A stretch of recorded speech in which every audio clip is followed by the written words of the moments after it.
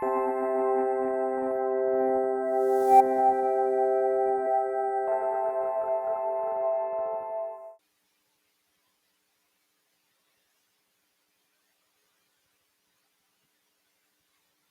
afternoon. Welcome to the December 4th, 2023 meeting of the Yakima School Board. Before we begin, I'd like to remind you that we offer interpretation services from Maravi. If you need translation assistance in person, please check in or for a device, and Maravi's right over here. Maravi, please translate what I just said.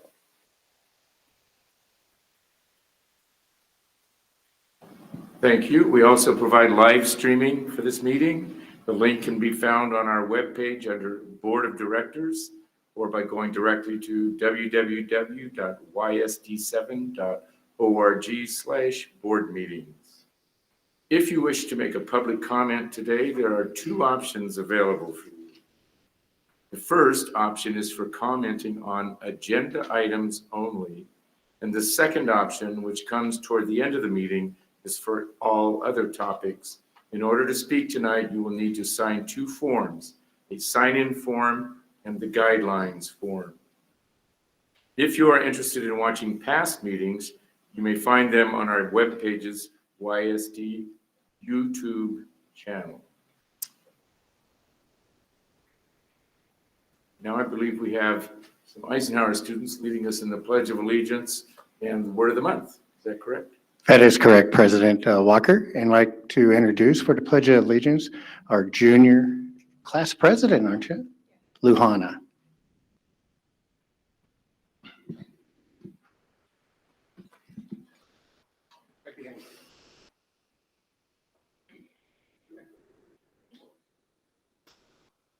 Ready? Begin. I pledge allegiance to the flag of the United States of America and to the republic for which it stands, one nation, under God, indivisible, with liberty and justice for all.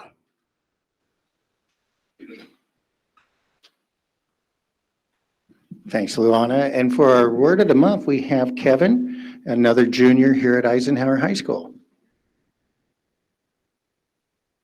Good evening, everyone. So for today, we got curious, marked by desire to investigate and learn. Y en español se dice curioso, marcado por el deseo de investigar y aprender. Thank you so much. Thank you, Luann and Kevin. Okay, next up, we have our land acknowledgement from your YSD students.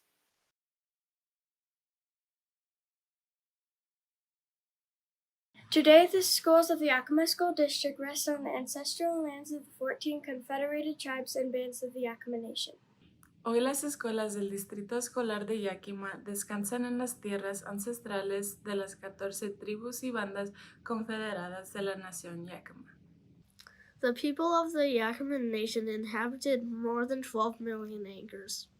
La gente de la nación Yakima habitó más de 10 billones de acres. Across Adams, Benton, Chelan, Douglas, Franklin, Grant, Kittitas, Klickitat, and Yakima counties. En los condados de Adams, Benton, Chelan, Douglas, Grant, Franklin, Kittitas, Klickitat, y Yakima. Today we honor those native peoples who are tied to the land through history, legends, and culture. Hoy honramos a estos pueblos originales que están vinculados en la tierra a través de historias, leyendas y culturas. We acknowledge the descendants who live in the world today. Reconocemos a sus descendientes que viven en el mundo de hoy. We thank the caretakers of this land who have lived here and continue to live here since time immemorial. Agradezcamos a los guardianes de la tierra, quienes han vivido aquí y continúan viviendo aquí, desde tiempos inmemoriales. An acknowledgement is a simple, powerful way to show respect. Un reconocimiento es una manera simple y poderosa de mostrar respeto. And a step toward correcting the stories and practices that erase indigenous peoples' history and culture. Y un paso hacia la corrección de las historias y prácticas que borran la historia y la cultura de los pueblos indígenas. It also honors the truth. También honra la verdad. As a school district, we will continue to build upon our relations with the Yakima Nation. Como distrito escolar, continuaremos fortaleciendo nuestras relaciones con la nación Yakima. Okay, muchas gracias a nuestros estudiantes. I'd also like to take a moment to honor a memory of a lost passing school district member, Dr. Larry Petrie, a longtime administrator, assistant superintendent and superintendent. The Yakima School District passed away last week. And one that just occurred, I noticed yesterday in the obituaries, is a longtime well-beloved teacher at Lewis and Clark Middle School was Bruce Love. So we will add his obituary to our webpage later.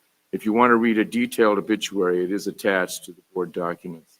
But let's take a moment of silence to honor the memory of those two educators.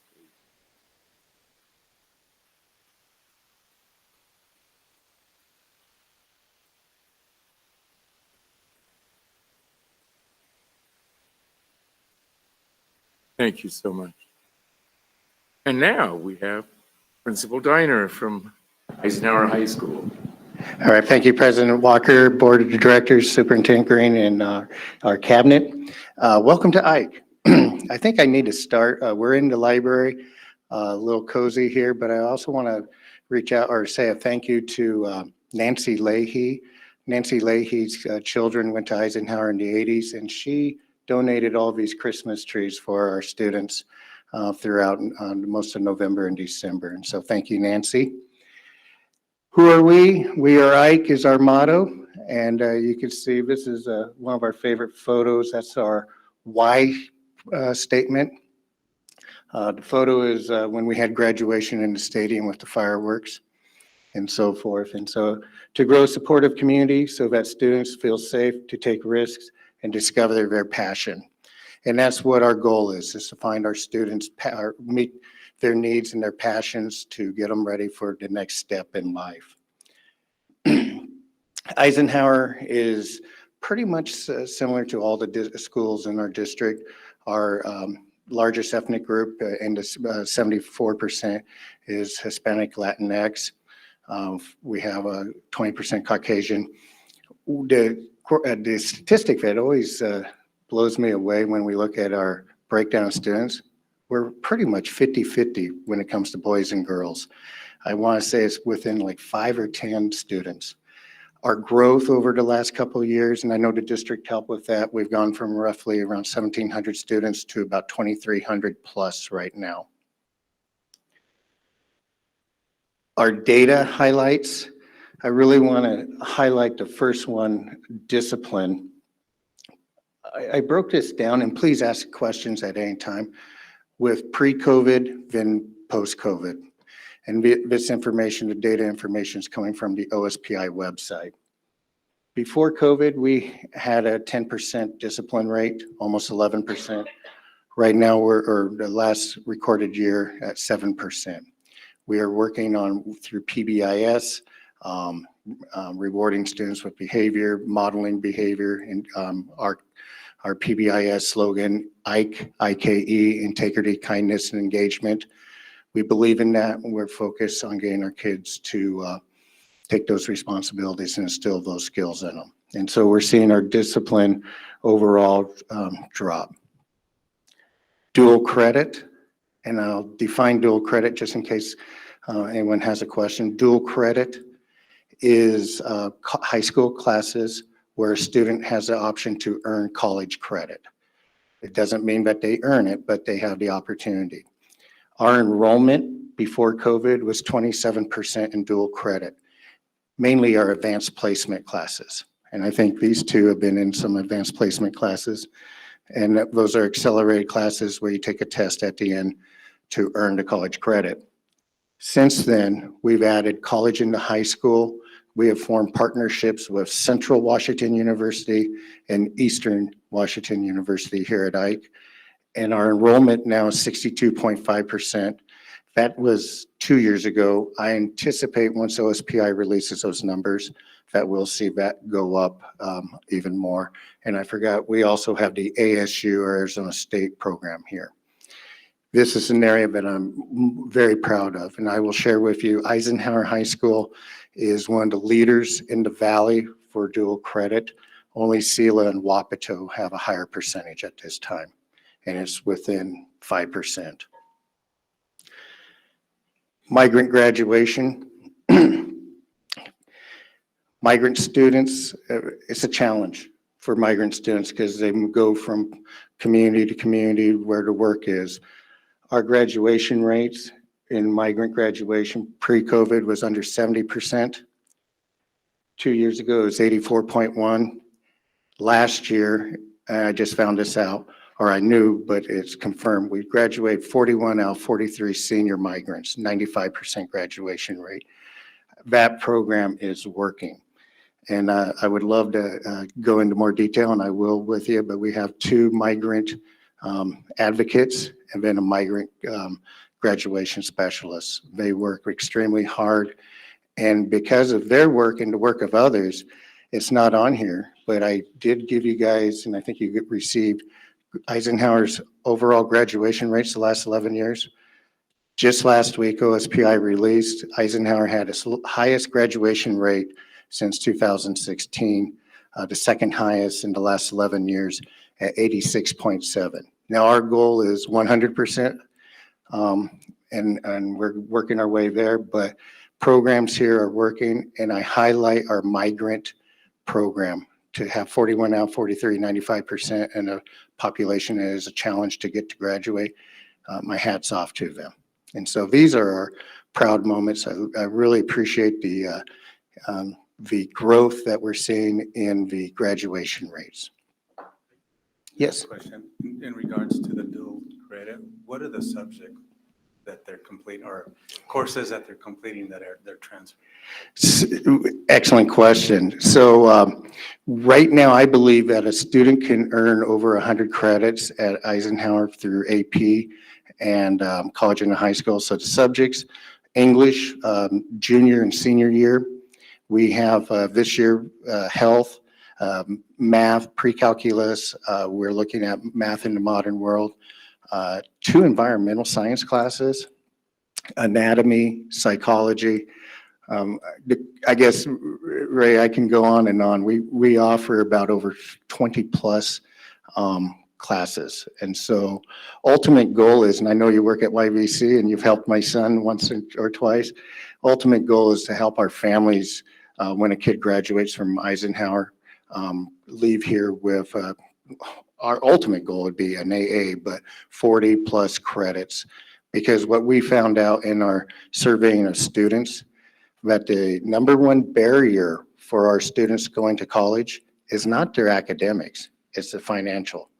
And all of our dual credit is free to our students. And the nice thing is, and I know Dr. Green's probably talked to you guys about this, legislation last year has, the legislators passed where all college and the high school is free for our students as long as I believe the college is a in-state college. And that's why the last couple of weeks I've been meeting, and they were here today with Central Washington University, both Davis and us, the Yakima School District, working on building those partnerships. The thing I would also share that a lot of people forget about dual credit, and I'm going a little bit beyond your question, but it's great for our kids, but it's also wonderful for our teachers because they get professional development from the colleges, and our students get access or have access to the libraries at the said colleges, so Eastern and Central in our cases. But we have a wide variety of classes. Just one thing, just an idea. Oftentimes when I meet with students that transfer, they can't transfer, use those credits because they don't send their transcripts oftentimes. So just an idea on making sure that they get their transcripts sent over. That's a good point. Yeah. So Thank you. Otherwise, they're not of any benefit. Right. Thank you for reminding, and I'll make sure that our counselors work on assisting our students because tis the season. I saw a full room yesterday, or not yesterday, but today, getting ready for applications and so forth. Any other questions about our graduation, dual credit, discipline? Okay. One of the things that in my last slide is our challenges, but I'll share. One of our challenges here in the Yakima School District and Eisenhower is attendance.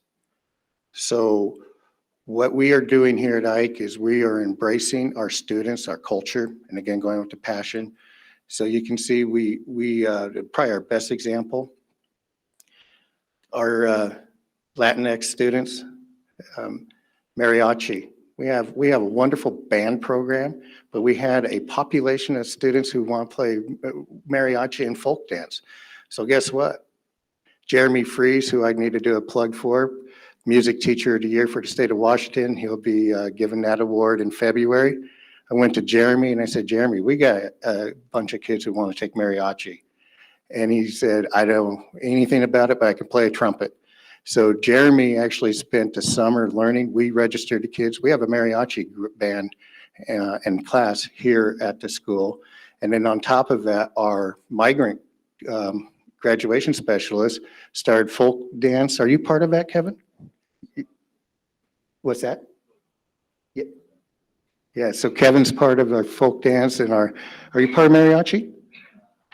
Just work together? Yeah.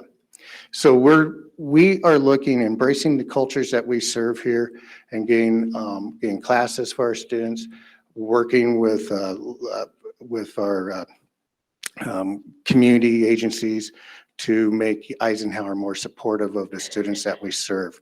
And one of the byproducts of that is increasing our attendance rates. We know that kids, if they enjoy coming to school and if they believe the school believes in them, they're going to be coming to school on a regular basis.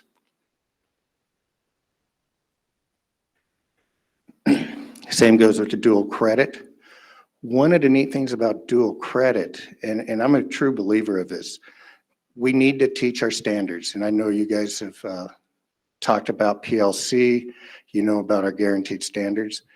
But the dual credit, we could teach those same standards through themed classes, just like in college. And so the dual credit, again, looks at kids' interests. We did a study here at Ike about 3 or 4 years ago where we were trying to figure out why aren't male students, especially Hispanic male students, attending dual credit classes. So we surveyed and we found out that the classes we were offering, the AP classes, they didn't like it. It wasn't interesting in them. So we found some classes. I'll give you another one. We found PE. We got kids taking dual credit PE classes. We're expanding into AP and dual credit environmental science. That is so big with a lot of our students that we have 2 of those sections right now, and they're both full, 29 plus students. So we're looking at how can we expand our dual credit through the interests of our students. And it's working. And again, once the numbers come out, I really see us being in the 70% to hopefully about 75% enrollment. We've also expanded our CTE. And if you don't know, CTE is career technical. If you were a child of the 80s, it would have been vocational back then. That's what I had. We've expanded our CTE classes to meet the current market and the needs, again, the passion and needs of our students. I know we're going to take a tour. Eisenhower is the only school, we believe, in Eastern Washington, except for probably Washington State University, that offers aquaculture and hydroponics. Hydroponics is a new way of farming, and we actually have a lab up here where we're growing lettuce, arugula, and other vegetables with no soil. And it's our kids are learning the science, how to put nutrients and so forth into the water to get the plants to grow. And then we turn around, and once we harvest the plants, they go to our food science class, and they use it to prep foods and learn about the nutritional value and so forth. Aquaculture, it's downstairs. That's using animals, same concept, no soil, but we have crawdads. They do their natural thing in the water. It gets pumped up for the nutrients to the vegetables, and the vegetables grow. And then the vegetables do a byproduct that help the crawdads survive. And so I invite all of you, I know this will sound bad, but it's the cycle of life. I'll invite you all in the spring. we're having a crawdad feast with some salads. So yes, Jake's already reserved a table. So yes. Last bullet here, instructional focus. Our instructional focus is really on student engagement. I believe I gave you a board document that was a graph. It was called the Burke Star Protocol. We noticed, talking to teachers, also talking to students, after COVID, after 2 years of COVID, students and teachers, it was a challenge to get students to engage. And so we're focused on getting students to turn and talk, learn from each other, collaborative learning. Again, we were isolated for 2 years, so getting those skill sets back to learn from each other is our primary focus here. And it's working. It's working. I'll have some new fresh data in a couple of weeks because we just did a protocol data collection this last week. And so those are some of the highlights of Eisenhower. Are there any questions from the board? Have been our opportunities or our challenges? Attendance rate, before COVID, it was a 62.7%. 2 years ago, we were at 44.9, and that was pretty similar for the whole district. Dr. Green has put an emphasis on attendance, and I know he sends out attendance data every 2 weeks. The last time, last week, both Ike and Davis, I can't leave them out, we were in the high 80s. Our goal is, again, 95%, but high 80s is a lot better than 44.9. And so we, again, with the class movement, working with our students, finding out their interests, the byproduct is to get students into class. And we know our graduation rates will increase naturally if students are attending on a regular basis. 3 things the state of Washington looks at for high schools graduation rate. We're improving. Dual credit, I believe we're leading the way.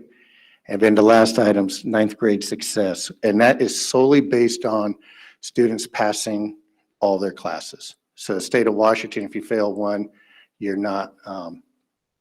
are not in success. You can see we got some work to do. The biggest area of challenge or barrier for our students, and this is nationally, is Algebra 1, mathematics. For the most part, in math, about 50% of all freshmen in the United States fail Algebra 1. We were no different. 2 months ago, and Henry and Jill Seha, 2 VPs over there, they saw the data. We were at about 46%, 48% fail rate with Algebra 1.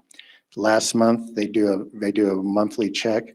We were at 26%. Still too high, but we see those numbers decreasing on the fail rate and student success, student learning increasing. So placing an emphasis on it, looking at our data, we see freshman success should skyrocket this year. Couple just of the interventions that we use, school-wide PBIS system. We have transition specialists that work just with those grade levels. Biggest impact we've seen for our freshmen, at least, is we dedicated freshman tutoring the last 3 months out of these data meetings that we do every Thursday morning. And then I'm a firm believer in counselors. I think school counselors are essential. So I rearranged some of my budget, thanks to Jake, increase our counseling load. I have a counselor that has 125 students who are juniors and seniors who are below grade level or not below grade level, not on track to graduate. And her focus is getting them to not only graduate, but get them focused on either going to YVC or Perry Tech, or a lot of them want to go into military. And so we're working on getting those diplomas. I can tell you right now, the success at Cindy Gallen is her name. She's wonderful. We're seeing is we've already got about 35, 40 of those kids on track to graduate just in this short period of time through credit recovery and so forth. And so expanding our counseling department, placing a focus on students who are not on track to graduate is one of the additions we added this year. And it's similar to our migrant graduation specialist model. That's the student body with our new shirts this year. I think Luan is wearing one. So any questions about Eisenhower? Not going to put anyone on the spot. Any questions for the kids? Any questions? Just a comment, I'm really impressed. There were some things happening here I wasn't aware were happening here. Progress. Kudos. You and your staff and our students. Yeah, I would have to say, I know it's a cliche because a lot of people quote him, but Lou Gehrig, I'm the luckiest man on the face of the earth. I mean, we got wonderful kids and excellent staff that we realize we got to always be looking at what we can do to improve student learning. And so I'm excited about this team and my students. So. I'll just share a quick comment too. Sure. Before we go on the tour. Just commend you for all the work that you've done. I'll just mention one thing that stuck out to me when you talked about identifying why a certain segment of students wasn't taking AP classes, and you asked them, and it was such a simple, obvious thing to do but because, you know, these are young people, adults don't always think to do that. So I really appreciated that you asked the question and found some solutions that made a lot of sense, and you're seeing success with that. So, so many other great things. Please invite me to the first mariachi performance or the next one. I'd love to go to that. But just kudos to the work that you've done here. Appreciate it. Thank you. All right, so, and again, thank you for all you guys do, because what you're going to see, you're the ones who support this and make sure that our programs are going. So is there anything in particular you'd like to see? Because everyone gets to see hydroponics and aquaculture with me. And so we do have our hydroponics is down at the end, and then our aquaculture is down below. We have one small problem. Our elevator's broken on the far end. So we got one over here. So how about, board, if you're ready, we can go on a tour. We'll go do the hydroponics first, and then we can work our way down and see the aquaculture and then any other classrooms that you want. Okay? This is the science wing over here. And then, of course, we have business classes. We offer computer science. We got kids who are making video games.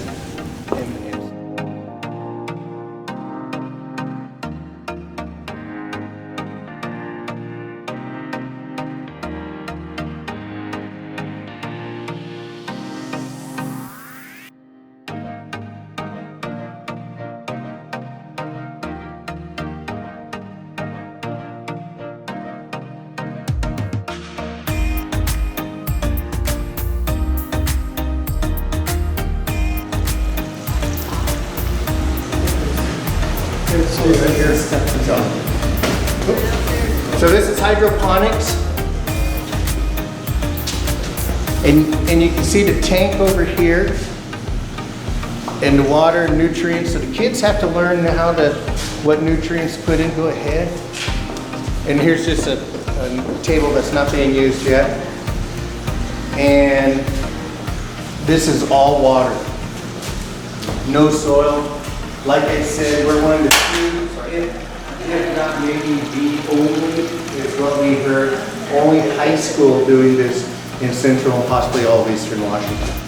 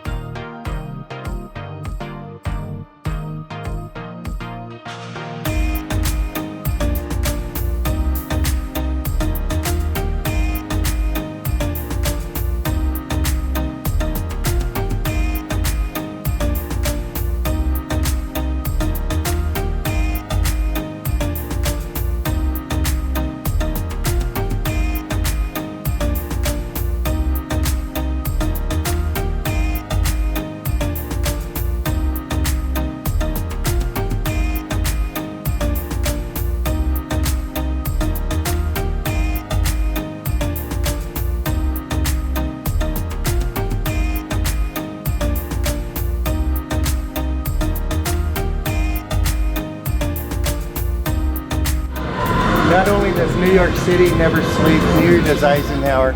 So our dance team's performing or practicing right now. So yeah, you get to dance. Oh yeah.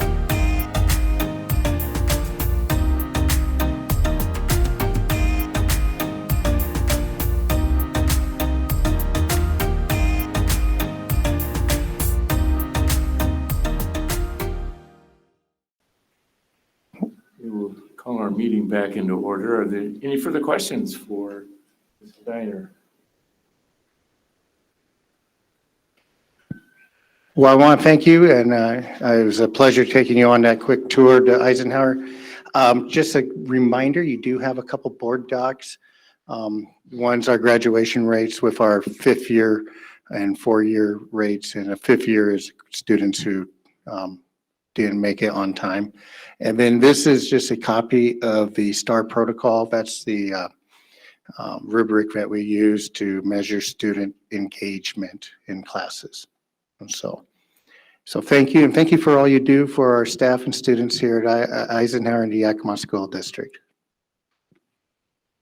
I just had one question. We were kind of comparing conversation about this. How can you elaborate on the process for balancing the 2 major high schools as far as attendance, or not attendance, but population, please? Sure. So the district has done I think, a very good job of looking at the numbers and making sure Ike and Davis are at the same population. For example, I know Jake's working on this right now. Eisenhower is currently about 80 students larger than Davis. So next year, we're going to be capped at 575 and Davis at 675. We set caps for the classes. The majority of students, the vast majority, what I've heard and seen, have gotten or were enrolled into school of their choice. I think there might have been 2 years ago about 30 students. Is that right? 27 this last cycle. 27 students that did not get their class. And then due to the fact that we are now balanced, because when I got here, I want to say it was like 2,500 to 1,700 in Davis's favor, or being larger.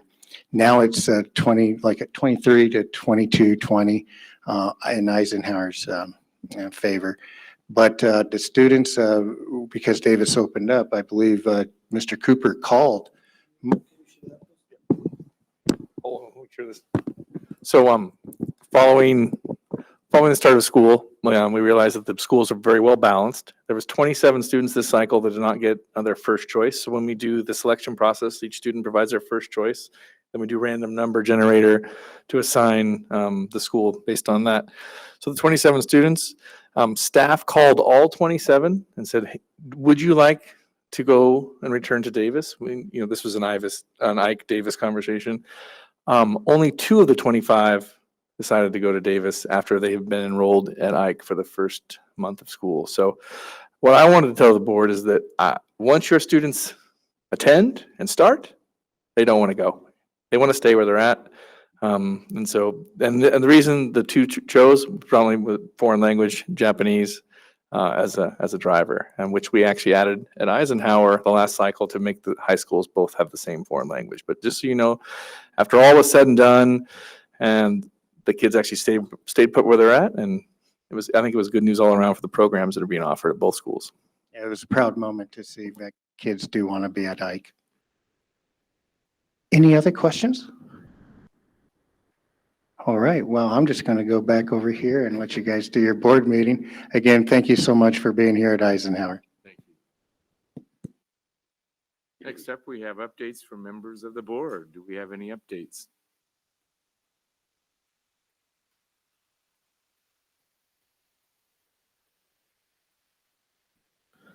I'm going to try to get through this without coughing, but I don't know how successful I'm going to be. We were at WASDA's annual conference 2 weeks ago, and our fellows did a class on the student voice that I sat in on, and there were well over 50 people in that class. Some students, but some some board members and I think I spotted a a principal or two there as well. It was quite well received, and people stayed after to ask questions. So congrats to the students. I know Luana was there, and there were three of them. No, all four were there, I think. Anyway, that went really well. Erin Jones was the MC for the conference. And, you know, she does just a wonderful job. There were, I think Anthony had a class, taught a workshop there.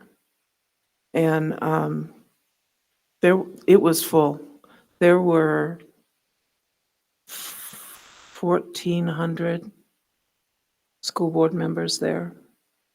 And when you think about the fact that there's only 1,477 in the entire state, the hotel was full.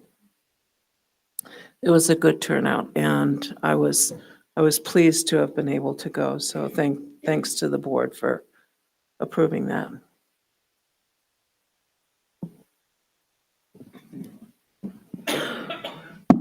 I also had the privilege to attend the WASDA annual conference and did a lot of what Martha said. The couple of, I'll just talk about one of the sessions that I felt that I thought was interesting, that was on different school board governance models, including policy governance. And it was interesting to learn about the different ways, the different models that school districts use across the state, and interesting to learn about that.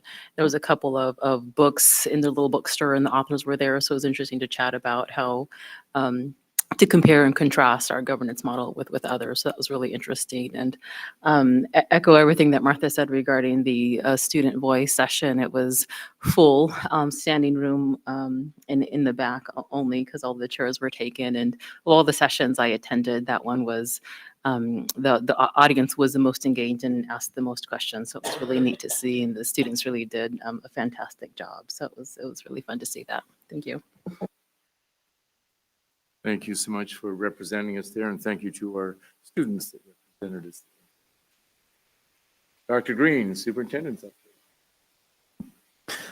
update. Thank you. It's it's been a quick 2 weeks given that the vacation set in, but I think I do have some photos of that event, WASDA conference. The kids did a wonderful job, and as was already shared, it was a full house. I think what makes us unique in the Yakima School District is there were a lot of students there from other districts also, which was a nice addition.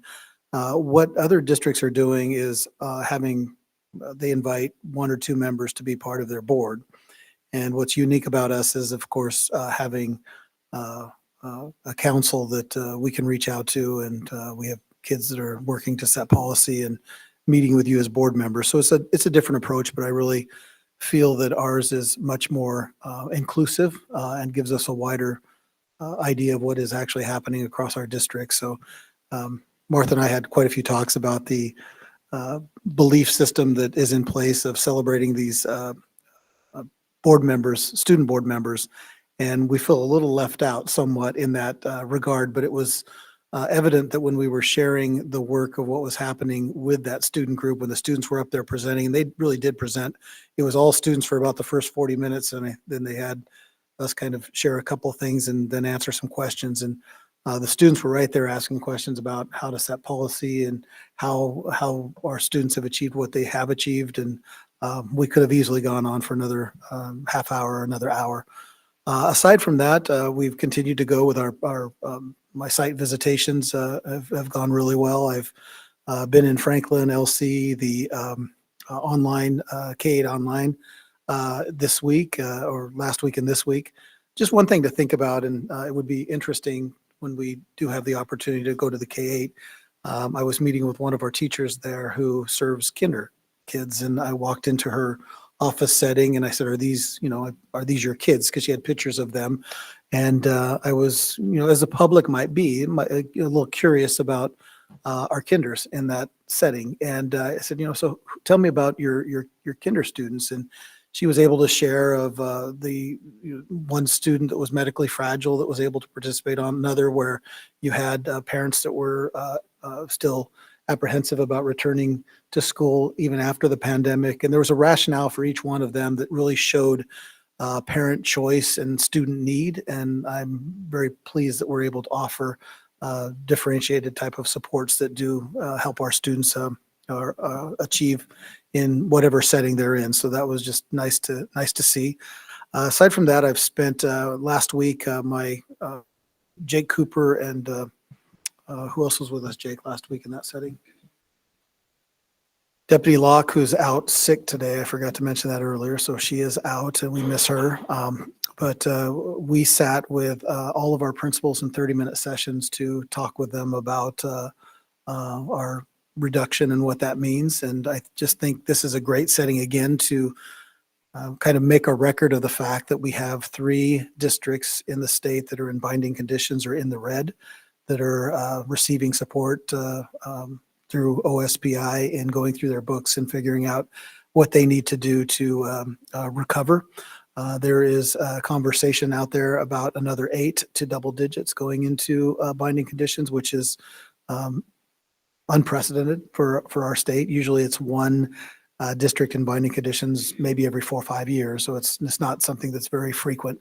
We are not in that situation yet, although we do have to make reductions and become more in balance to where our enrollment is, as you know from our last meeting, and that has been communicated to our principals. They are engaging in that conversation according to their own context, which we know they are experts in their buildings and they know their clientele and how to manipulate our supports to make sure that we can continue offering some type of services to an elevated level, not quite where we're at, but to an elevated level. And we're excited about the involvement that we've seen. And then just today, I was in three different staff meetings, sharing with staff from Lewis and Clark, our Discovery, and then Gilbert, to talk to their staff about the levy facts and just share with them Q&A and where that's found and what are the levy facts and what does this mean. So of course,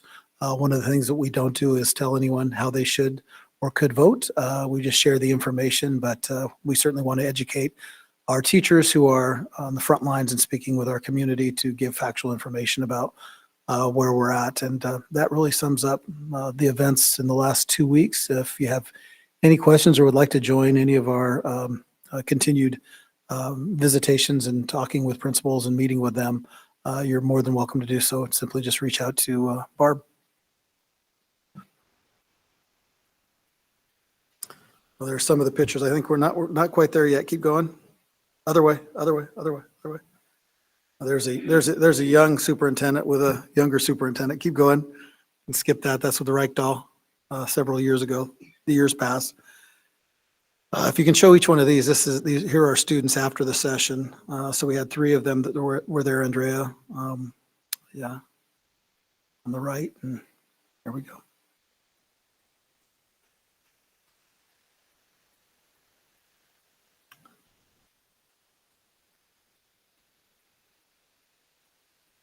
This was at the online, K8 online, showing the artwork. There she is with her kids.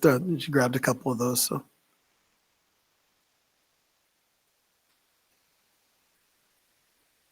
It was really interesting because you can wake up the camera and they would actually call the kids in the morning at times to get them online. So I mean, it is a yeoman's work in making sure in some cases that those kids join in the conversation. I think there's one more, Barb. Maybe 2, maybe not.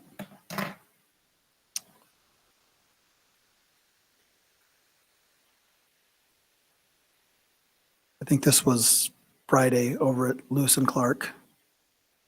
Kids showing off all of their artwork, a lot of artwork we're able to see. Kids.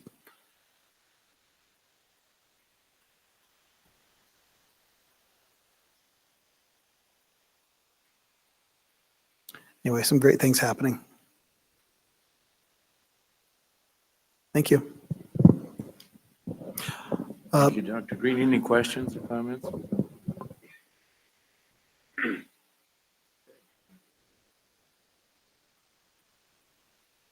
Next up, we have a discussion for legislative priorities. These are proposed 2023-2024 legislative priorities.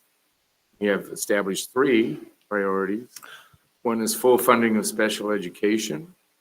One is fair resource allocation reform.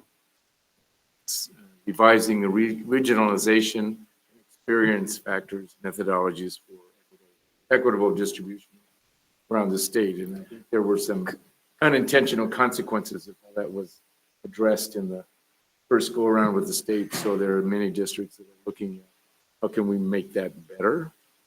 And the third one was supporting capital facilities and to update the funding formulas and allowing simple majority votes for school bonds.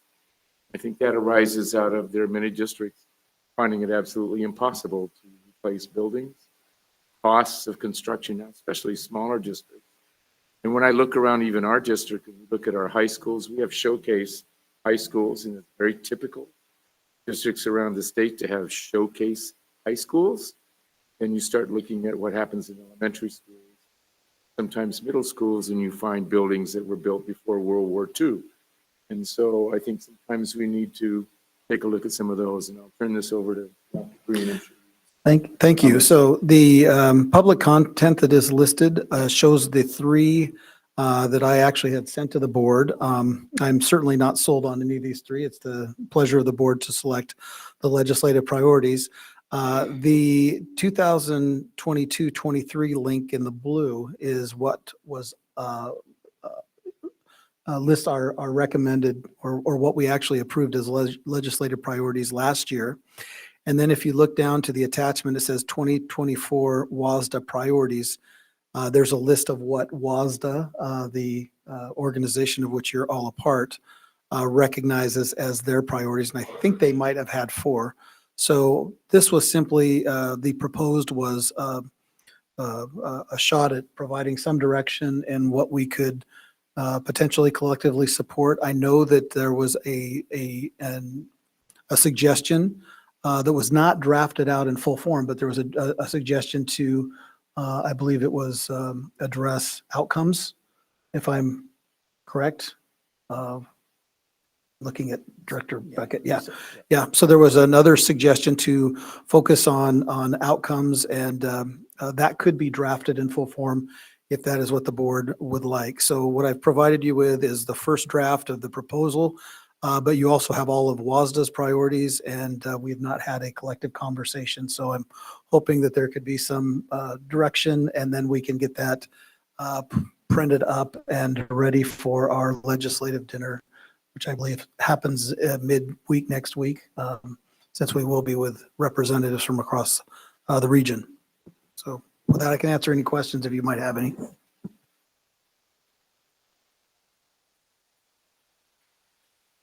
Open the floor for comments or questions, objections, or proposals from members of the board.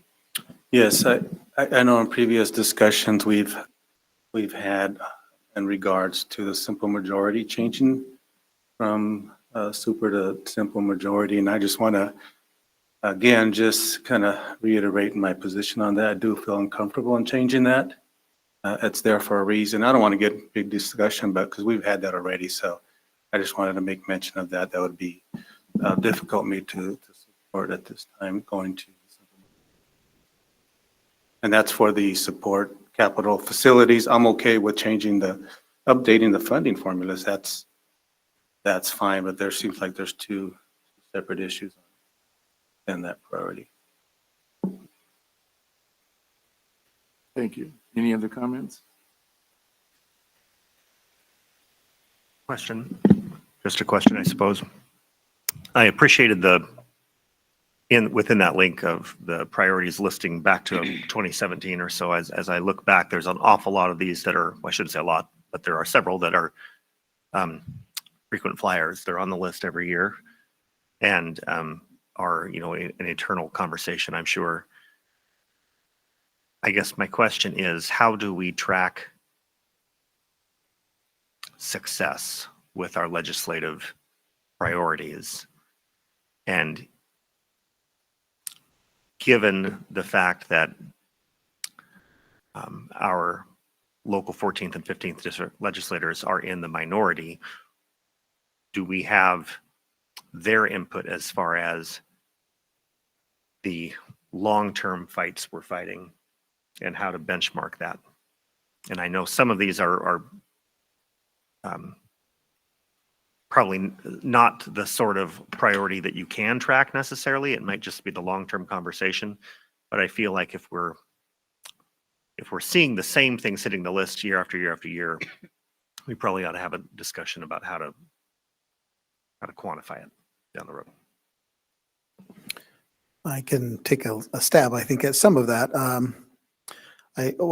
If you never ask, I think the answer is always no, which is one. So I think it's important to recognize what the needs of the local district are. And we do have 296 independent public school districts that all have the opportunity to put forth their legislative priorities according to their need in their area. There is work as far as the collaborative work to try to align those, which then does make that voice more powerful so that we don't have 1,000 different asks. And I think that from my perspective, the appearance of repetitive legislative priorities is an indication that that is an ongoing need that still goes unanswered or unaddressed by the legislature. So I don't feel personally, so I'm speaking personally now, is that I don't know if the metrics is actually, success or failure if we don't get it right, but by keeping that as a continued highlight of this is the need of our area, or this is the collective need of what we're seeing in this region when we align more SD, which was, we've tried to do some of that this year, then I think it does keep it more on the forefront. If if we're speaking with our lobbyist, for example, at the state level, she would maybe tell us this year that the focus is more on public housing supports and other items that are away from education. It doesn't mean that we then don't ask. It just means that that is a harder and heavier lift that may not happen. So some of these, I mean, which we're talking about, for example, supermajority versus majority. I, much like Director Navarro shared, I don't want to, he has his perspective and other people have different perspectives. And the one that matters is really the legislature, and they're not moving on that. And that may, in some cases, be seen as why would you even ask for that? Because they're not moving. And yet what we've seen is this last election, we had 14% success rate on bonds in the state, which is really challenging. I mean, when it's easier to build, and I know we're not in Texas, but there's a saying in Texas education, it's easier to build a stadium than it is an elementary school. And here we continually make it challenging for us to pass. I mean, if we look at our own history here in the Yakima School District, we had to take the elementaries off the bond to get the high school to pass, even though our elementaries were in much worse condition than our high schools. And that was, over, 12, 15 years ago. So we still continue to have that need, and I'm not lobbying for the one thing over the other. It's just what you deem as important as school board directors and where you think you can really put your emphasis behind when we are talking with legislators. So my goal as a superintendent would be to have board members that are very passionate about the asks, because there are, we can find 3 asks, hopefully, that we can agree on. And if we can support that collectively, then maybe we're heard just a little bit more. So I don't know about the metrics, though. I mean, that would have to be, if we want to drop things that aren't being passed, I think we'd be hard pressed to come up with relevant items that really impact us in our education system.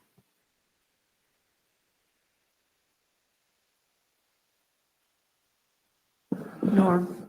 Oh, go ahead, Norm. I support all 3 of these. I think they reflect the majority of the needs in our district, particularly in the area of special ed funding. I don't know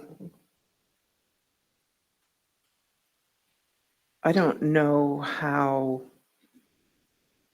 legislators can say that that they're doing a good job in funding education when we have local districts having to come up with millions and millions and millions of dollars out of the local coffers, especially in poor areas of our state, in order to provide the necessary funding for our special ed children. And the fair resource allocation reform, that's something that's long been needed. The prototypical school model was back in 2007.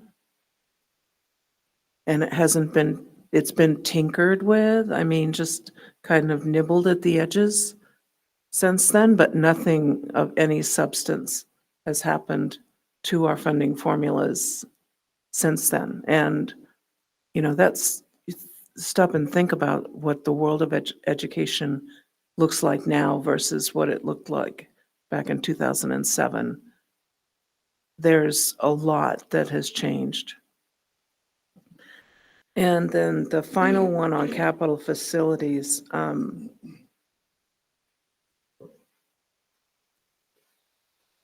I totally support this one. All we have to do is look at our neighbors to the south. Union Gap lost their bond by about 35 votes. They were up at 58.9 or almost 59% approval. In any other place in this world, when you have more than half approve what you want to do and you still can't do it because you have to have that magical 60% plus one, there's something wrong in the mix. The majority of the voters in Union Gap wanted that bond to pass. And still, the no votes held more weight than those who voted yes. And I will continue to fight that fight for as long as I have breath in my body, because for me, it's a matter of fairness. So I support these three. Thank you to staff for kind of putting these into concise little chunks. And I would encourage us to approve these prior to our dinner with them next week.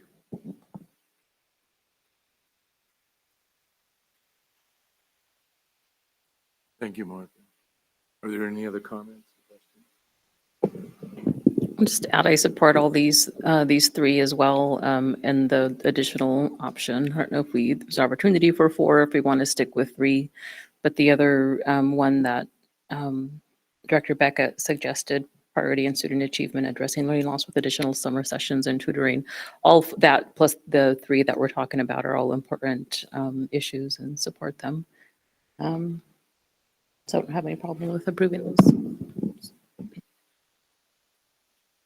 Any other questions or comments? Ryan, do you have alternate language that would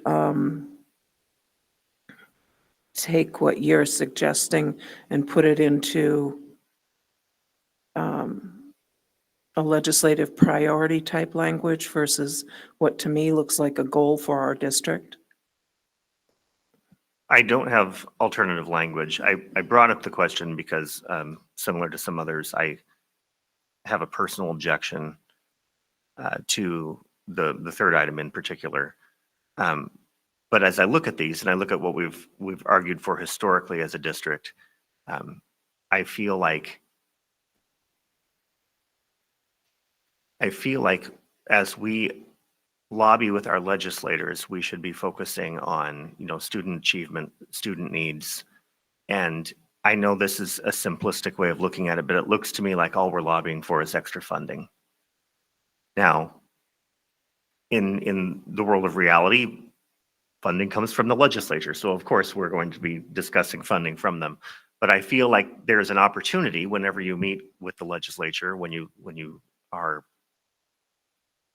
telling the story of what we're achieving in our district, and we're also explaining what help we're needing in order to provide the best possible education for these kids. It becomes a PR moment as well. And so for the way I was looking at it, I just felt like there needs to be an opportunity, to present that in maybe a little bit of a different light. Public education can take a bad rap in a lot of situations, and so massaging that to a better PR move would be my suggestion. I'm not a marketing genius, so I don't have that language in the back of my brain. If the majority of the board would like to go forward with these just as they are, that's completely fine as well. It just felt like there's an opportunity there. And as I mentioned earlier, it seems like if we've tried the same tactic over time, maybe massaging this a different direction would be beneficial for the district. But that is I guess, an esoteric mind game in my mind at this point. So that's all. I guess, what do you mean by addressing learning loss with additional summer sessions? Like, I guess I thought that would be money, that would be funding, but is there something else maybe that I'm not understanding? No, you're on the right track. Like I say, when dealing with the legislature, it is all about funding. I feel like I wish I could put this into better terms. I feel like the three that are on the list just simply don't bring into play the items of student achievement that we're talking about as a district, or maybe even the items of decline in enrollment that we're talking about as a district. So I think I just read that when we got this email, and it presented an opportunity in my mind. But again, I don't have specific language to offer tonight.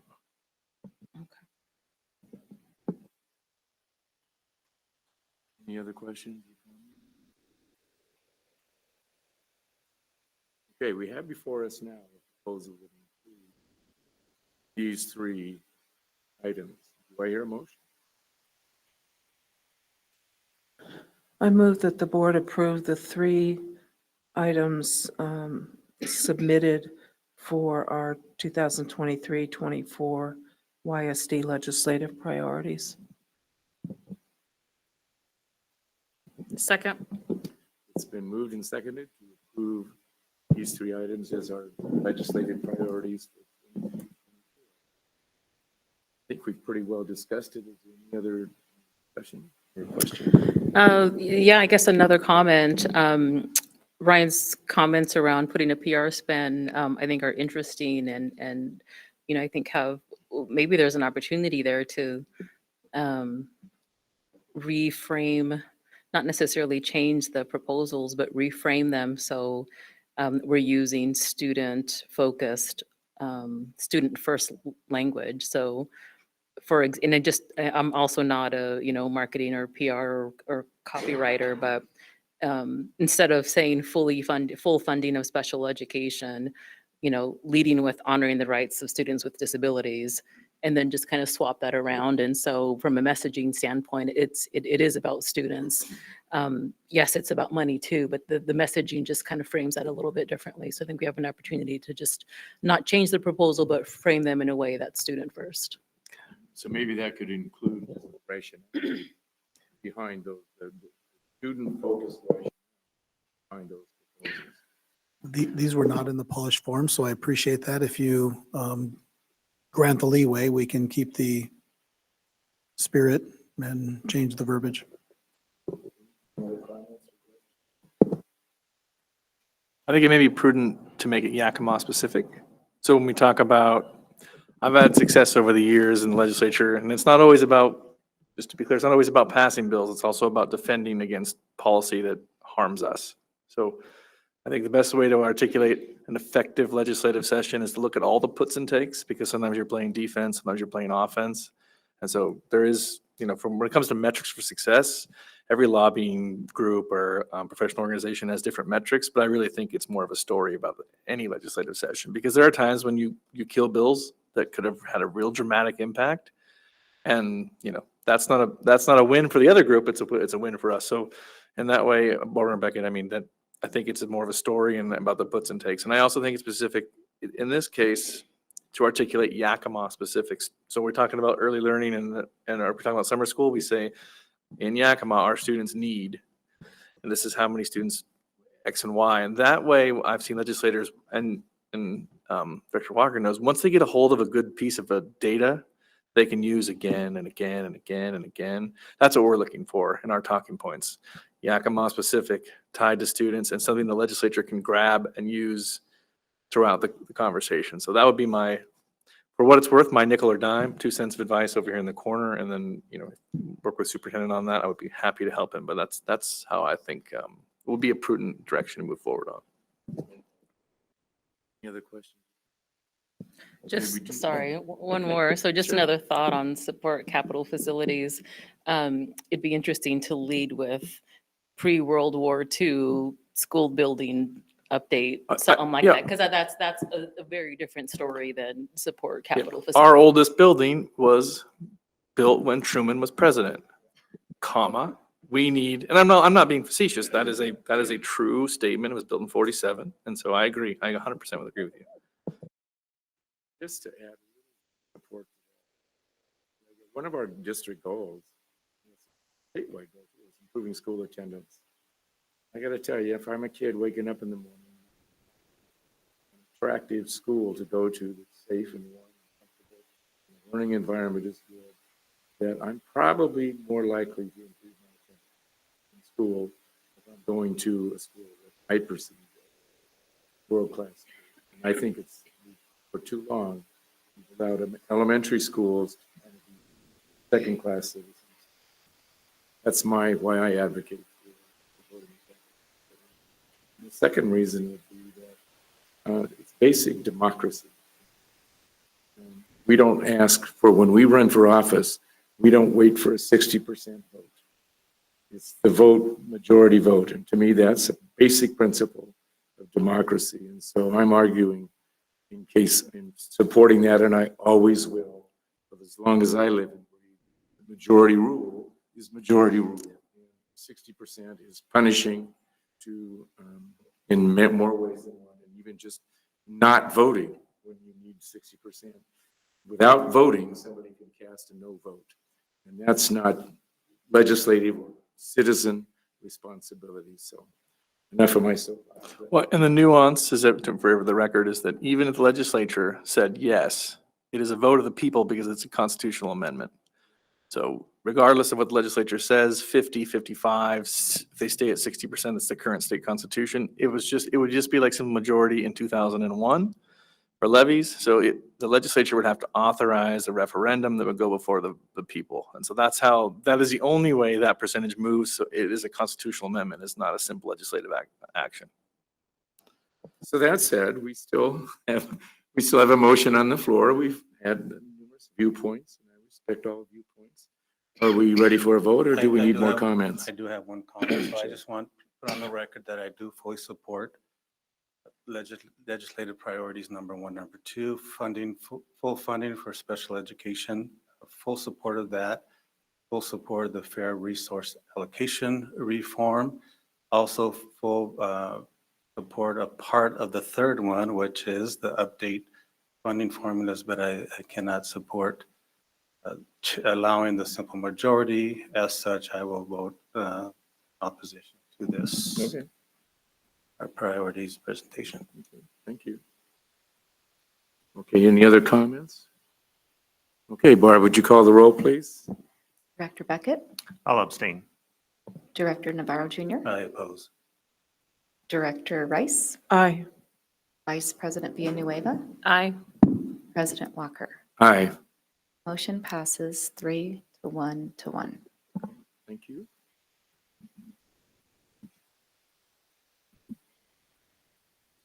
And thanks again for a meaningful discussion. Okay, next up we have calendar updates and future agenda topics. Again, we won't go through all these items individually. Be watching for lots of musical offerings this time of year. So try to get out to one or two schools and take in one or two of those. We're hearing wonderful things about what's happening with our high school music programs of late. They're winning awards. They're growing by leaps and bounds in both schools. And when there's a little bit of competition there, I think that helps both schools kind of enhance their pride and up their game. So I love it when music is doing that well. There are also some athletic events and a few other holiday-related events coming up. So pay attention to those.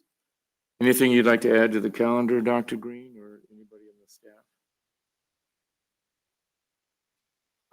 It just strikes me that in looking at that list, there are so many opportunities, and it also speaks to the importance, I think, of just understanding, again, the impact of the levy, because if there were not levy funds coming to our district, the only thing on this calendar would be my site visit and district-wide events like Skateland fundraiser night and holiday extravaganza. So it just gives you a perspective on how much the community really does support opportunities for our students in our schools. Thank you. Okay, now we have arrived at the first opportunity for comments from the public on agenda items. And I do believe we have one commenter tonight. We do, one commenter. And I believe I will actually introduce that commenter. It's Elizabeth Castro from Heritage University. And you've been given the guidelines and all that. So. Sure.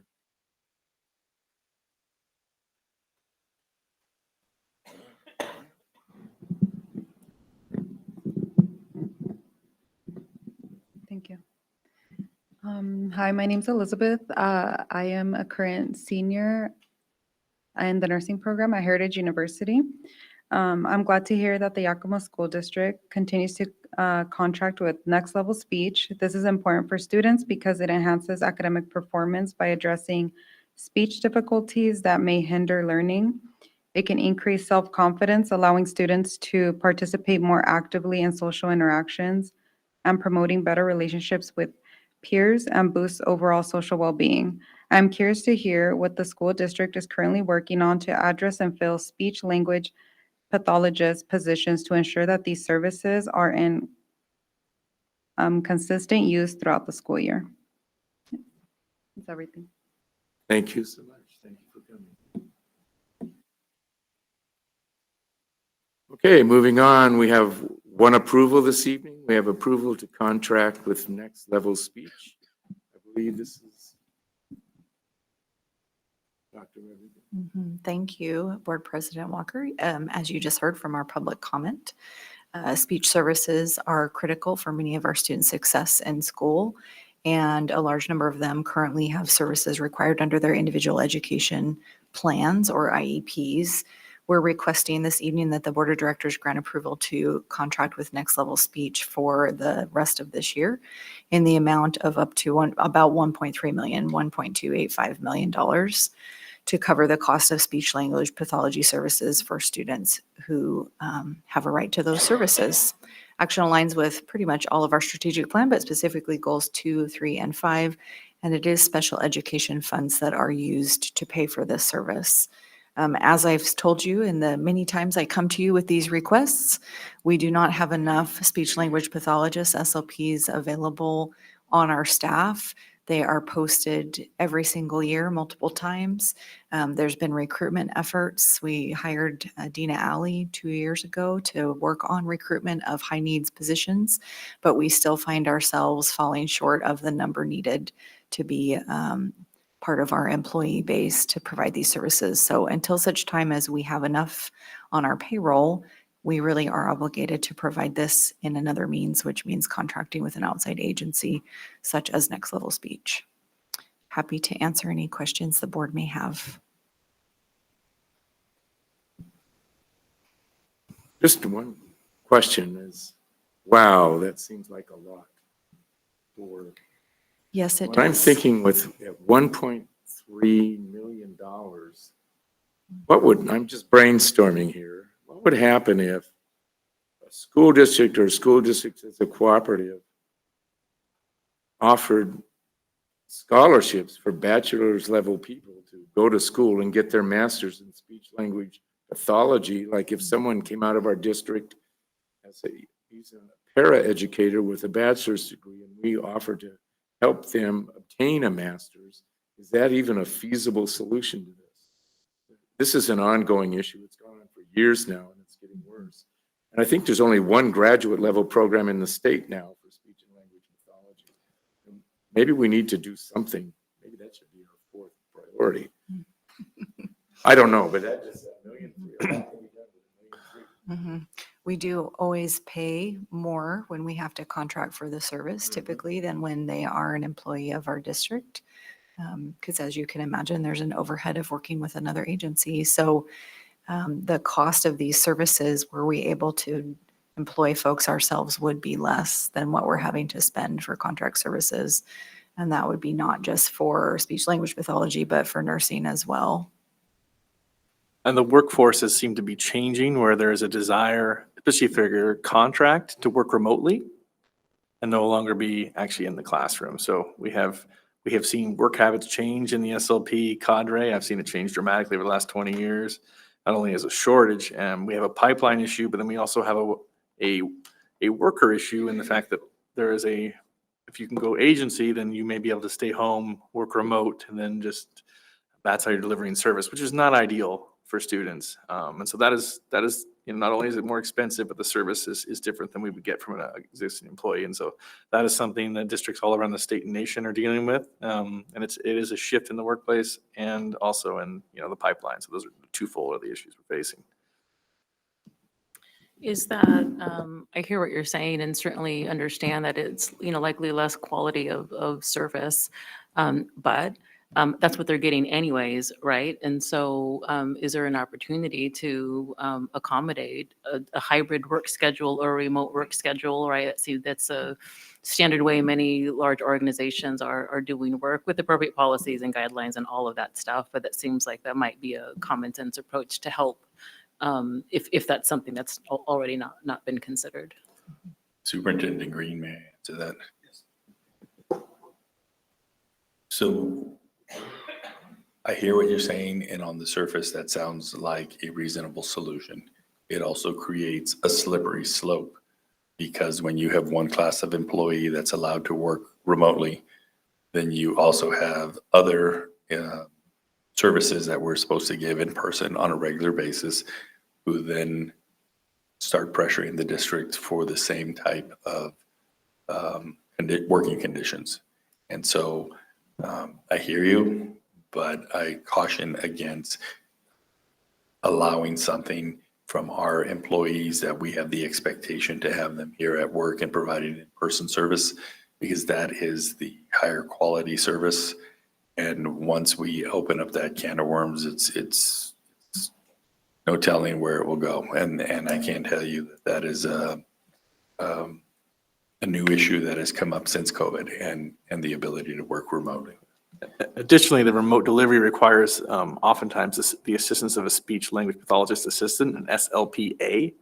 So not only are you paying for the contractual services, you're paying for a person to be there with the student and monitor them through the lesson and guide them. So it is what Washington school districts are facing, but is the most expensive way to deliver speech services I've ever seen and we've ever had to deal with as a collective. So, but it is what we're in for currently in the market and the way services are being delivered. But just so you all know, that is what we're facing in law, not just us, districts everywhere. Same with psychologists as well. You'll see the same thing. It's a pipeline and a supply issue. Thank you. Any other questions or comments? Do I hear a motion?